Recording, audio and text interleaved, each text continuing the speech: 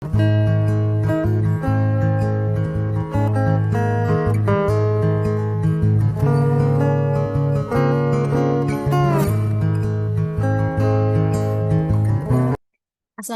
warahmatullahi wabarakatuh. Perkenalkan, nama saya Diulfa Kamalia dengan NIM 0221111040. Saya dari program studi fisioterapi Universitas Binawan. Di sini saya akan menjelaskan mengenai kompetensi untuk fisioterapi olahraga. Sebelum itu, apa sih fisioterapi itu? Fisioterapi adalah bentuk pelayanan kesehatan yang ditujukan kepada individu atau kelompok untuk mengembangkan, memelihara, dan memulihkan gerak dan fungsi tubuh sepanjang rentang kehidupan dengan intervensi termasuk dan tidak terbatas pada manual, peningkatan gerak, peralatan yaitu fisik, elektroterapeutis, dan mekanis, pelatihan fungsi, dan juga yang terakhir adalah komunikasi. Selanjutnya itu adalah fungsi dasar fisioterapi untuk olahraga. Yang pertama, melakukan komunikasi efektif dan dalam peran profesi fisioterapi. Komunikasi adalah merupakan sesuatu yang sangat penting bagi terapis dalam berinteraksi dengan pasien. Eh, Komunikasi ini adalah salah satu sarana bagi terapi untuk menjalin hubungan saling percaya kepada pasien sehingga kedepannya mereka akan lebih terbuka dalam menjelaskan tentang rasa sakit atau apapun yang dirasakan oleh pasien. Nah, selanjutnya itu menampilkan perilaku profesional. Contohnya tidak membedakan umur, jenis kelamin, ras atau suku, agama atau kepercayaan, status, kondisi, ekonomi, dan juga yang terakhir adalah menjaga privasi pasien. Selanjutnya yang ketiga yaitu mengelola administrasi pelayanan fisioterapi. Yang keempat, mengelola sarana dan prasarana. Di sini saya mengambil kasus medial kolateral ligamen dengan sarana dan prasarananya yaitu adalah knee bracing, bed, wobble board, ball, cone, dan yang terakhir adalah box tube. Selanjutnya yaitu mengelola sumber daya manusia dalam pelayanan fisioterapi. Selanjutnya yaitu melakukan penelusuran riwayat penyakit atau problem history taking. Ini biasanya diambil dari wawancara atau biasa kita sebut anamnesis, tinjauan catatan pasien, dan dari sumber-sumber lainnya. Termasuk dari demografi, riwayat sosial, pekerjaan atau kegiatan sebelumnya sebelum mengalami cedera, lalu lingkungan tempat tinggalnya, status medis, lalu ada riwayat keluarganya dan juga status fungsional. Nah, selanjutnya ada melaksanakan terminasi discharge dan discontinue. Yang lalu ada melakukan prosedur triase pelayanan pasien. Triase ini adalah suatu proses di mana tenaga kesehatan ini memilih pasien berdasarkan berat cederanya atau penyakit. Nah, ini biasanya yang dilakukan adalah mengecek pernapasan atau respiratory, sirkulasi, perfusion, lalu ada status mental. Selanjutnya melakukan prosedur bantuan hidup dasar. Nah, di sini ada tes dan pemeriksaan pada fisioterapi olahraga. Yang pertama itu ada melakukan tes dan pengukuran nyeri. Pemeriksaan derajat nyeri dilakukan menggunakan skala verbal descriptive scale pada pasien yang mengalami MCL atau medial collateral ligament. Tesnya berupa diam, tekan, dan gerak. Dan didapati skala nyerinya untuk diam yaitu sangat ringan, tekan yaitu ringan, dan berat dan gerak yaitu skala nyerinya berat. Selanjutnya melakukan tes dan pengukuran refleks, mengetuk tendon patella dengan palu refleks pada pasien yang mengalami medial collateral ligament. Saat bagian dalam lutut diketuk, maka tubuh akan menunjukkan refleks dari ketukan tersebut. Selanjutnya melakukan tes dan pengukuran karakteristik antropometri.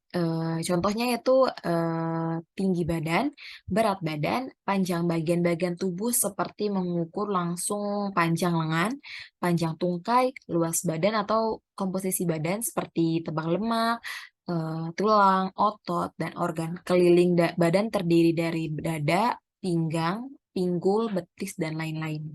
Nah, selanjutnya melakukan tes dan pengukuran integritas dan mobilitas sendi. Untuk mengukur mobilitas sendi, gerakan yang dapat kita lakukan adalah gerakan ekstensi, fleksi, dan eksternal, internal rotasi, dan juga bisa menggunakan tes hipermobilitas valgus. Dan untuk pasien yang mengalami medial kolateral ligamen, maka hasil dari tes hipermobilitas valgus ini hasilnya akan positif. Selanjutnya, melakukan tes dan pengukuran lingkup gerak sendi dan panjang otot. Pemeriksaan lingkup gerak sendi pada pada pasien yang mengalami medial kolateral ligamen lutut pada saat pemeriksaan dengan gerakan aktif lutut kanan memiliki derajat S sama dengan 0 derajat sampai 15 derajat sampai 100 derajat. Dan lutut kiri S sama dengan 0 derajat sampai 0 derajat sampai 130 derajat. Dan dengan gerakan pasif, lutut kanan memiliki derajat S sama dengan 0 derajat sampai 15 derajat sampai 115 derajat. Dan lutut kiri S sama dengan 0 derajat sampai 0 derajat sampai 130 derajat. Selanjutnya, melakukan pemeriksaan kondisi umum dan tanda-tanda vital. Pada pasien yang mengalami MCL, didapati tekanan darahnya yaitu 130/80, denyut nadinya 70 kali per menit, pernafasannya 24 kali per menit, temperatur suhu tubuhnya 37 derajat Celcius dengan tinggi badan 170 cm dan berat badan 65 kilogram. Selanjutnya, melakukan tes dan pengukuran kinerja otot. Penggunaan MMT atau manual muscle testing untuk mengukur kemampuan otot dalam menopang gerak. Pemeriksaan ini menggunakan gerakan fleksi dan ekstensi, dan otot penggeraknya adalah flexor dan ekstensor. Nah, pada kasus MCL didapati dari hasil pemeriksaan untuk lutut kanan hasilnya 3 dan lutut kiri hasilnya 5 untuk kedua otot, yaitu flexor, dan ekstensor. Selanjutnya, melakukan pemeriksaan kebutuhan alat bantu dan adaptasi. Pada kasus sprain MCL, penggunaan alat bantu biasanya dapat terjadi pada stadium awal dengan pemeriksaan ambulansi dengan menggunakan double axillar crook untuk beberapa hari. Selanjutnya adalah diagnosis pada fisioterapi olahraga. Yang pertama, menggunakan data-data pendukung untuk menegakkan diagnosis fisioterapi. Data-data pendukung dapat mempengaruhi diagnosis pada pasien yang mengalami medial collateral ligament adalah dengan menambahkan activity limitation, body structure, and body function, participation, restriction, dan diagnosa berdasarkan ICF. Selanjutnya, merumuskan diagnosis dan prognosis fisioterapi. Pada atlet yang menderita MCL akan mengalami gangguan keterbatasan dan keseimbangan saat berjalan, berlari, dan loncat. Nah, permukaan sendi lutut terjadi bengkak dan nyeri serius. Instabilitasnya juga ke arah valgus, di mana joint lainnya tenderness. Berdasarkan ICF, diagnosa pada kasus MCL adalah adanya gangguan stabilitas keseimbangan pada saat berjalan yang mengenai medial collateral ligament. Selanjutnya, intervensi pada fisioterapi olahraga. Yang pertama, merencanakan intervensi fisioterapi. Pemberian intervensi fisioterapi pada kasus MCL berdasarkan atas hasil pemeriksaan yang ditemukan dan kelainan atau keluhan yang ada. Metode dan teknologi fisioterapi yang umumnya dapat diaplikasikan pada kasus MCL sendi lutut sangat tergantung dari stadiumnya. Selanjutnya, melakukan intervensi terapi latihan. Nah, mobilitas lutut dengan ROM penuh dilakukan jika bengkak dan nyeri sudah berkurang. Bentuk mobilitasnya adalah gentle auto assisted exercise dan isometric quadriceps hamstring. Selanjutnya, melakukan intervensi manual terapi. Intervensi yang dilakukan kepada pasien yang mengalami MCL adalah cross friction massage. Cross friction massage adalah teknik pijit khusus yang melibatkan penerapan tekanan dalam ke belakang dan ke depan melintasi ligamen atau tendon. Nah, ini sering digunakan dalam pengobatan MCL untuk membantu merangsang proses penyembuhan dan meluruskan kembali jaringan parut yang baru terbentuk. Selanjutnya melakukan intervensi electrophysical agents. Pemberian microwave diathermi pada kasus dapat menghasilkan reaksi lokal pada jaringan di mana akan meningkatkan vasomotion sphincter sehingga menimbulkan homeostatik lokal dan akhirnya dapat terjadi vasodilatasi lokal pada ligamen dan memperbaiki metabolisme.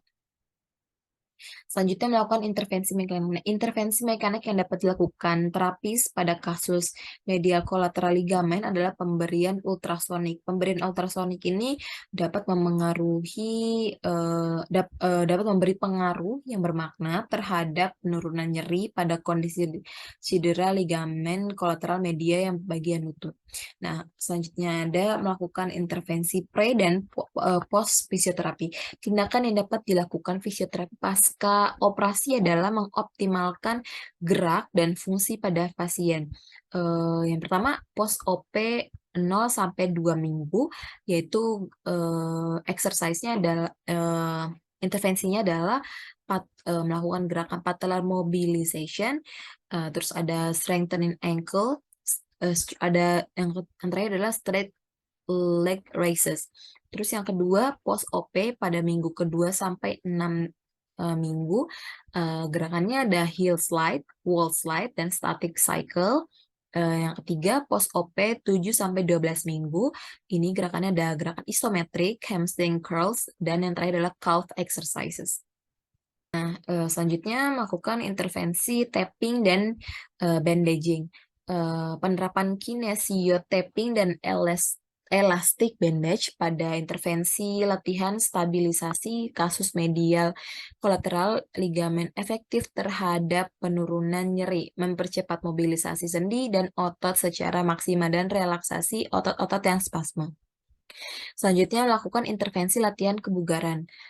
Intervensi pada cedera lutut MCL dapat diterapkan latihan kebugaran dengan melakukan gerakan knee stabilization, resisted knee extension, slide lying leg lift, prone knee bends, dan lain-lainnya.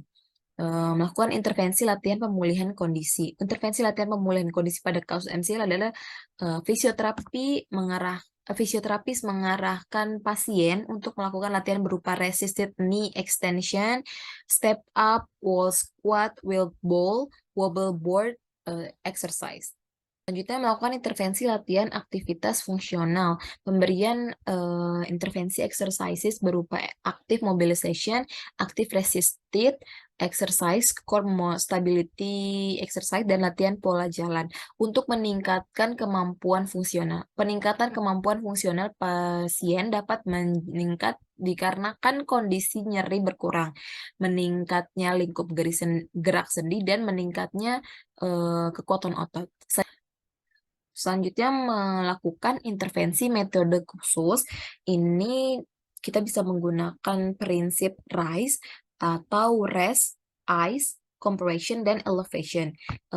Ini biasanya mengoleskan es atau bungkus terapi dingin selama 10 sampai 15 menit dan diulangi setiap jam. Nah, ini tuh untuk mengurangi bengkak, mengantisipasi keluhan lebih lanjut yang memperberat kondisi sprain, dan untuk mencegah keadaan statik cairan dalam jaringan. Selanjutnya melakukan evaluasi intervensi fisioterapi dan dokumentasi pelayanan fisioterapi. Nah, pemberian intervensi RICE, MWD, US, dan latihan meningkatkan ROM, cross-friction massage, memiliki pengaruh dalam menurunkan nyeri pada kasus cedera MCL. Pasien diharapkan dapat memahami dan menerapkan latihan yang telah diberikan oleh fisioterapis secara rutin. Baik, segitu saja penjelasan dari saya. Kurang lebihnya saya mohon maaf. Terima kasih banyak atas perhatian dan waktunya. Wassalamualaikum warahmatullahi wabarakatuh.